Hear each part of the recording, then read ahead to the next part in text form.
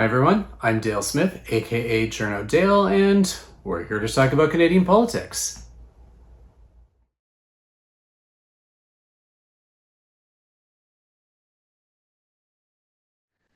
All right, we're here with Mike Moffatt from the Missing Middle Initiative, and we're going to talk housing because it's been a while since we've had to catch up with Mike, and we've just had a whole lot of bad housing data in the last few weeks. Housing starts have crashed right across the country, mostly in the major urban centers. And for a government that's supposed to tackle the housing crisis, we're going in the wrong direction. So I guess, Mike, why don't we start with this bad data we've been seeing? Yeah, absolutely. That a lot of it is isolated to GTA, parts of Southern Ontario, Ottawa region, and Lower Mainland BC. But when you do the math, that's about where half the country lives. So, in terms of land mass, it's small, but in terms of people, it's quite large. And basically, what's happened in those markets is that prices have come down quite a bit since the 2022 peaks, and that's a good thing. You know, Right. prices were way too high, rents were way too high. In fact, they need to come down even further. But the challenge is that costs aren't coming down, and in fact, in many cases, they're going up. So, you know, that could be development charges, but it's also materials, particularly things we import from the United States. So we've gotten into this situation where in Toronto, Ottawa, and Vancouver, at least, costs have risen to a point and prices have fallen to a point where it's just no longer economically viable to build a lot of buildings.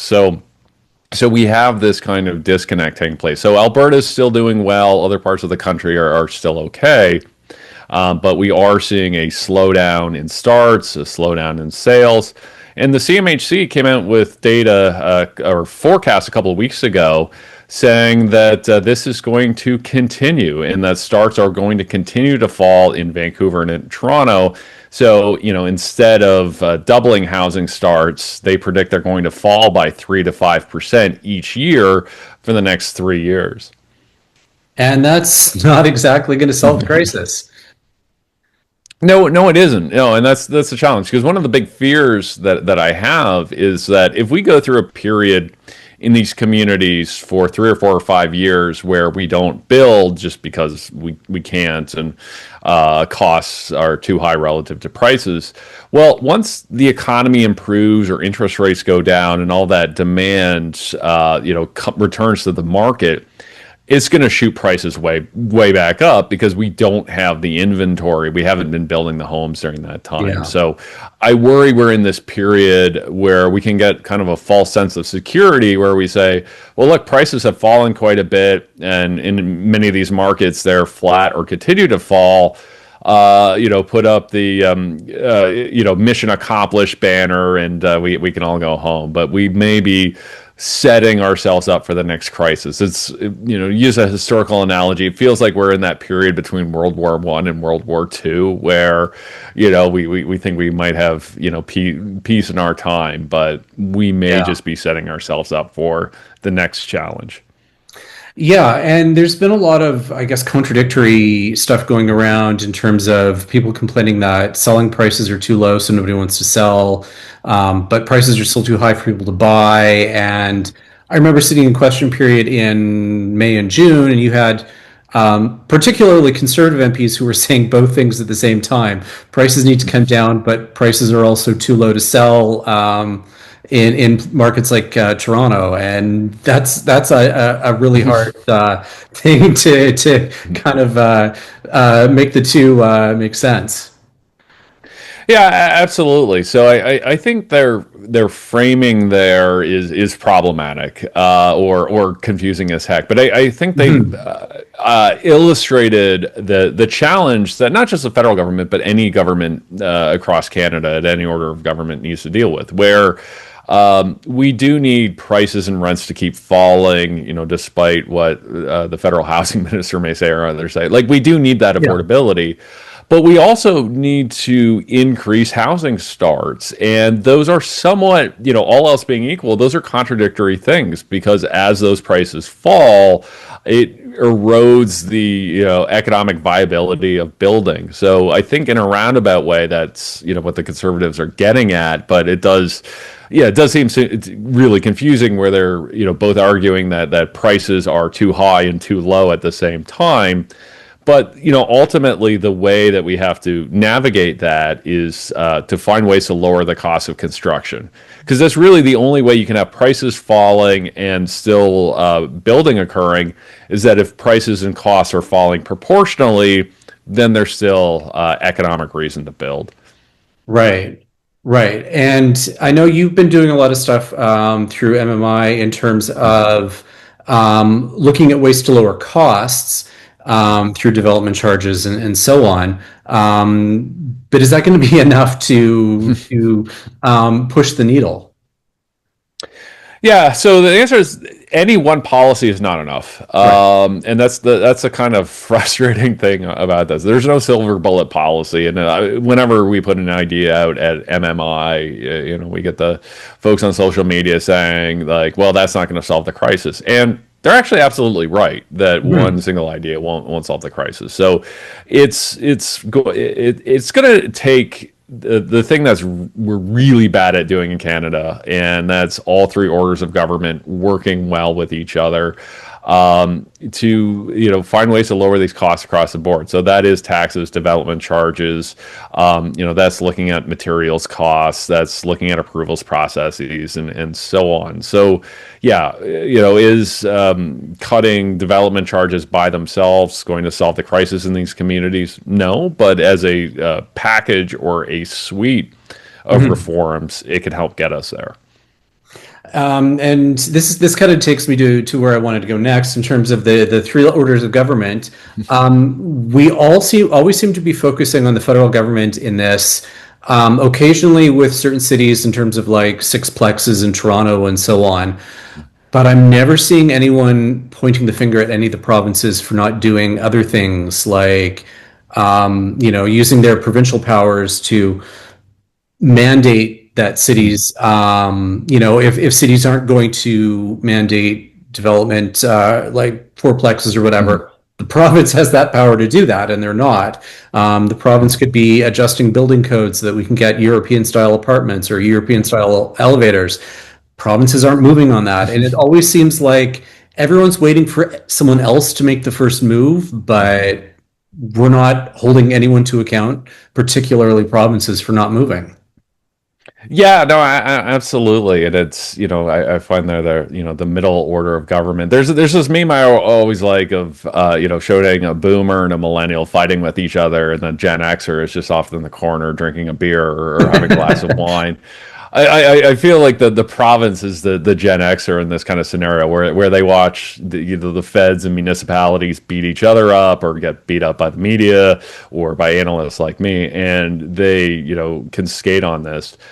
But absolutely, they have the most levers of anyone because, let's say you wanted to overhaul municipal zoning.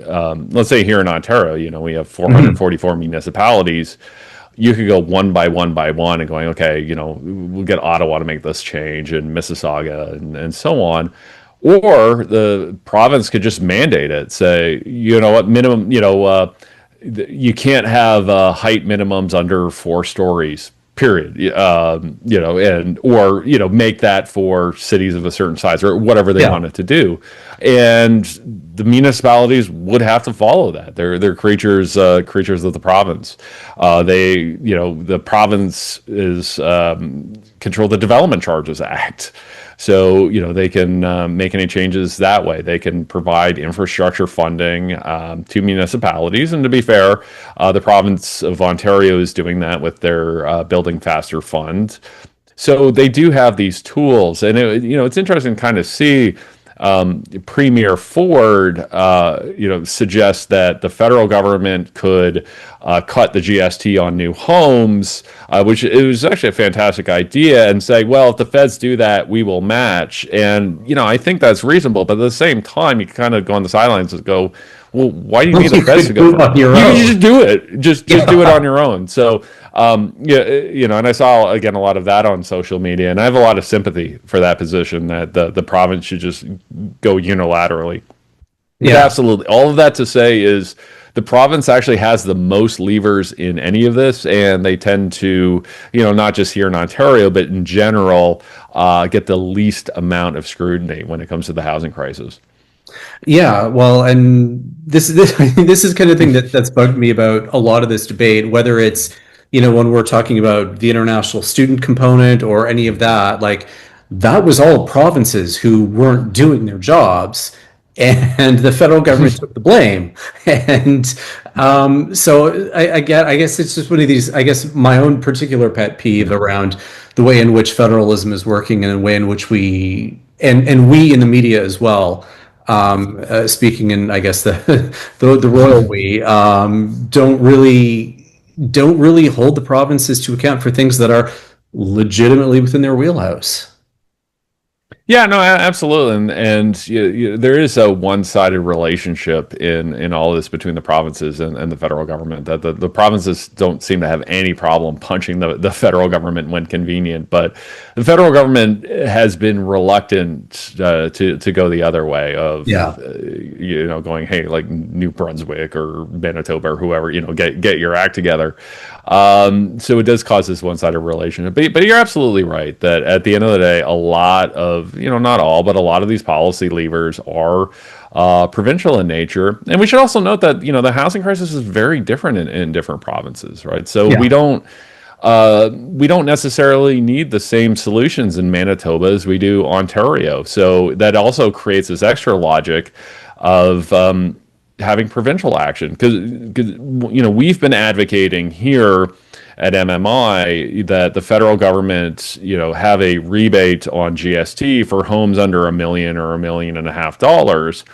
And one of the pushbacks we get from it is, okay, in the GTA, home for $1.2 million, it makes sense to cut that because that, surprisingly still like an entry level home. But if you are building that in Brandon, Manitoba, that's like, 9-room mansion. Yeah. Is that really appropriate? And again, I think that's a fair criticism, and it shows the challenge that the federal government has using a one size fits all policy instrument.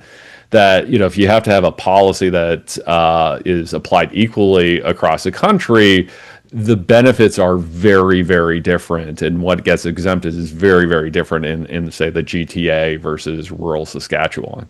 Yeah. Yeah, I mean, it's I guess kind of the old joke about, we don't have one housing sector in Canada. We've got a whole bunch of different ones, and we just mash the numbers together when we come up with these big figures. And I think there is, I mean, truth to that in terms of how we end up conceiving about policy, in terms of one size fits all levers. I guess just to kind of leave us on a more positive note, what are some of the good things that you've noticed in the last 6 months to a year that you think is hopefully going to make some difference? Yeah, I do think there are some good things happening. So I've beaten up on the province of Ontario a little bit, but they are making some helpful reforms when it comes to development charges.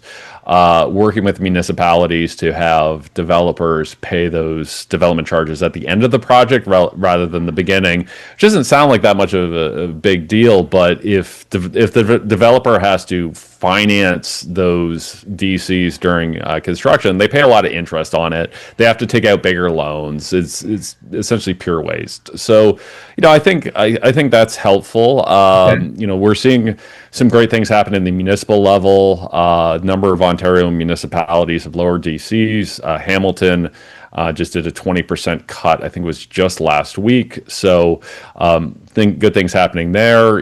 Edmonton is using AI to assess applications. So allowing them to do a first pass at it. So, the kind of same way that I might use, Grammarly to do a first pass of a document I'm writing.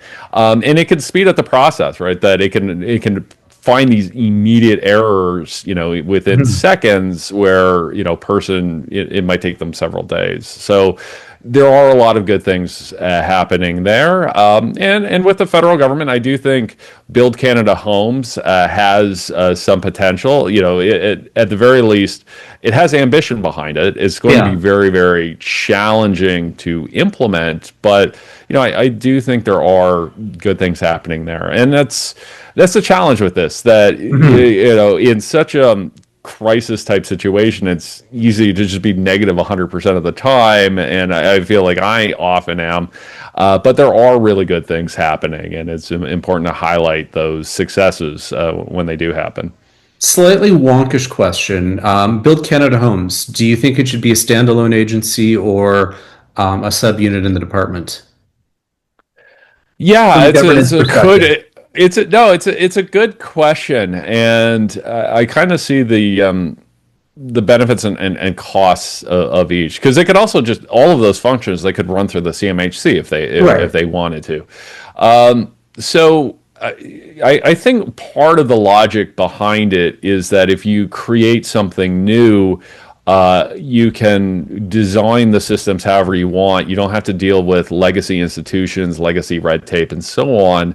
So it should speed up the process. But the irony of it is that you have to develop this thing to begin with, Mhm. which adds years to the process. So I think the logic behind it is that if you spend a little bit more time designing something new on the front end, you can get time and cost savings on the back end. We'll have to see where this goes. I also, and somebody who's worked in government, I wonder around, how are they going to staff this thing? Who's going to work there? How are they going to find these people? Because one of the challenges you have governments have when staffing a new department is finding the people, and you want to get people who work in government, and you tend to take Mhm. them from existing departments into existing agencies. And occasionally, the people who get set over, it can end up being a little bit like the land of misfit toys, of like, Yeah, yeah. let's There was a whole thing when they set up shared services where they exactly. said, Yeah. send us X number of people, and they sent all the misfit toys there. And that was one of the big problems with that department. Yeah, so I didn't want to say that. So I'm glad you did, because that was the exact example I had in my mind. So, and that's one of the concerns there. Where it's just like, okay, well, Ed's causing us problems, so we'll send him over there. Now, Yeah. sometimes it's not necessarily a good thing. Maybe Ed's causing problems because he's too ambitious and doesn't. Deal well with existing bureaucracies. Maybe he is the guy you want there, but Yeah. that is a real concern. I think of who's going to staff this. What are the caliber of the people they're going to get, and on the flip side, it could be the opposite. They get a lot of really good people, and then you go, Mhm. okay, well, what happens to CMHC or HIC or PCO or wherever they're taking those people from? Yeah. Perhaps there's a brain drain. So there's all of this implementation and logistics that could get very, very interesting.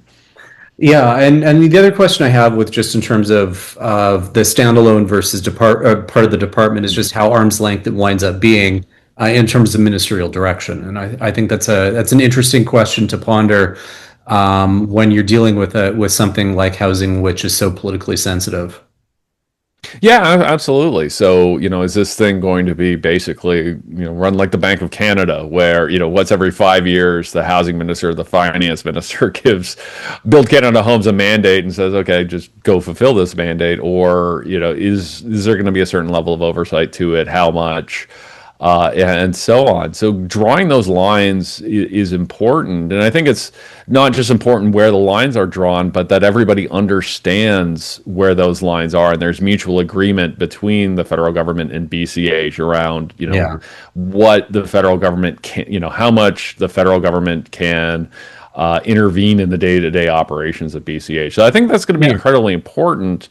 I don't know necessarily what the right answer to that is, where that line should be, but that just to say it is going to be a challenge for the federal government to define the sandbox in which BCH Yeah, plays in. for sure. All right. Well, thank you so much for taking the time to do this, and we'll chat again in the near future. No, I look forward to it. Thanks for having me. All right. Cheers. Cheers. And that's everything for this week. Join us again next week for some more Canadian politics. I'm Dale Smith. That's at journo_Dale on Twitter and journodale_no_ on Bluesky. And don't forget to like the video, share, subscribe, and support us on Patreon. Thanks, everyone.